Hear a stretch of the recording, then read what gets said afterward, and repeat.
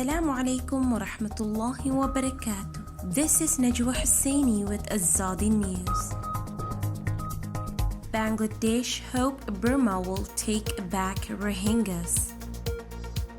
Helena Thorfinn takes the reader to Burma in an exciting but sprawling new novel.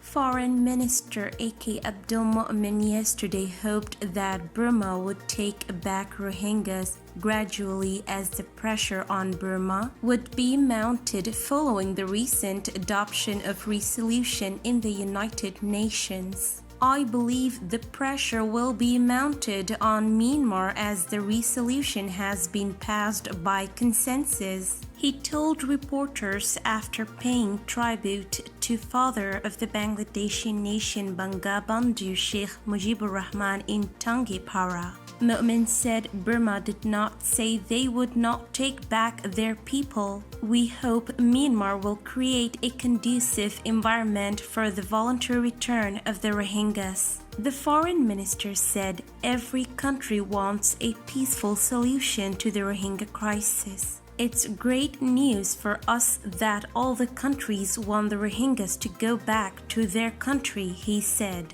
Momen said Burma has said that they would take back the Rohingyas and they have signed an agreement with Bangladesh. He said Burma needs to create a conducive environment so that the Rohingyas can go back to their country on a voluntary basis. But it's the 5th year and they didn't pay any heed to their words. Momen said Bangladesh has decided to relocate some Rohingyas from Kotapalong camp to Bashanchar in a bid to reduce the deaths caused by natural disasters. Around 20,000 Rohingyas have been relocated to Bashanchar.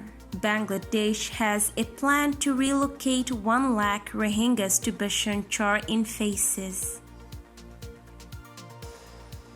In the shadow of the monk lands in my mailbox just days after the news that the conflict in Myanmar is escalating. It is about 6 months since the military coup when members of the Democratic ruling party, including Aung San Suu Kyi, were imprisoned. And in September 2021, the shadow government declared a war of defense against the military junta. Helena Thorfinn's new novel is really relevant right now. As before, Thorfinn writes about places and events she knows. She lived in Burma during the eventful period when the novel takes place 2016, when the previously so closed society began to open up.